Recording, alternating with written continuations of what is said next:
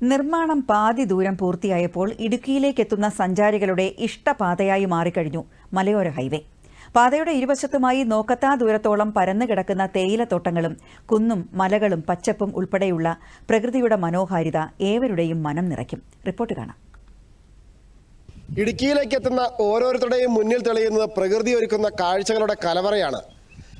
യാത്രാവേളയിൽ പോലും ഈ പ്രകൃതി സൗന്ദര്യം ആസ്വദിക്കാമെന്നതാണ് ഇവിടുത്തെ പ്രത്യേകത. അത്തരത്തിൽ കാഴ്ചകളാൽ സമ്പന്നമാണ് കുട്ടിക്കാനത്ത് നിന്ന് ആരംഭിക്കുന്ന മലയോര ഹൈവേ. എന്തായാലും നമുക്ക് ആ കാഴ്ചകളൊന്ന് കണ്ട് മടങ്ങി വരാം.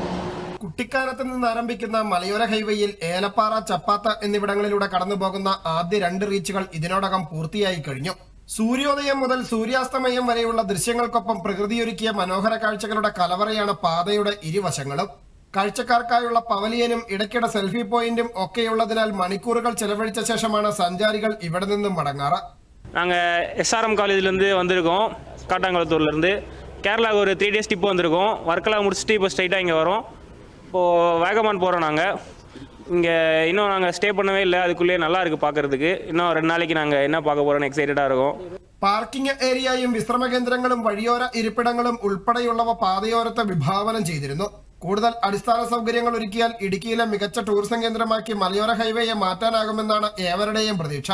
ആ വ്യൂ പോയിന്റിൽ നിന്നാൽ സൂര്യാസ്തമനവും സൂര്യ ഉദയവും കാണാം. നമുക്ക് അവിടെ ഉള്ള കാഴ്ച ലോകത്തുള്ള മുഴുവൻ ടൂറിസ്റ്റുകളെയും ആകർഷിക്കുന്നതാണ്. ഏലപ്പാറയ്ക്ക് താഴെയും തേയിലത്തോട്ടങ്ങളും അതുപോലെ തന്നെ അരുവികളും അതുപോലെ തന്നെ ഒട്ടേറെ കാഴ്ചകൾ കാണാറുണ്ട്. ഇപ്പം ഞാൻ പറയുന്നത് കുട്ടിക്കാനം തൊട്ട് ചപ്പാത്ത് വരെയുള്ള മലയോര ഹൈവേയുടെ ആ ടൂറിസ്റ്റ് ഡെസ്റ്റിനേഷൻ നല്ല രീതിയിൽ കൊണ്ടുവന്ന് വിനോദസഞ്ചാരികളെ ആകർഷിക്കുവാനും ആ പ്രദേശത്ത് ഒരു ടൂറിസത്തിൻ്റെ സാധ്യത അതിവിപുലമാണ്. അത് വർദ്ധിപ്പിക്കാനും വേണ്ട നടപടികൾ സ്വീകരിക്കണമെന്നാണ് എനിക്ക് പറയാനുള്ളത്. ഇടുക്കിയിലെ കാഴ്ചകൾ എത്ര കണ്ടാലും തീരില്ല. ഇവിടേക്ക് എത്തുന്നവർ മനം നിറയും കാഴ്ചകൾ ആസ്വദിച്ചാണ് തിരികെ പോകുന്നത്. വീണ്ടും വരാമെന്ന് ഉറപ്പിച്ചാണ് എല്ലാവരുടെയും അടക്കം. ക്യാമറമാൻ റൈസൻ DS-നൊപ്പം രതീഷ് കൃഷ്ണ, ദൂരദർശൻ ന്യൂസ്, ഇടുക്കി.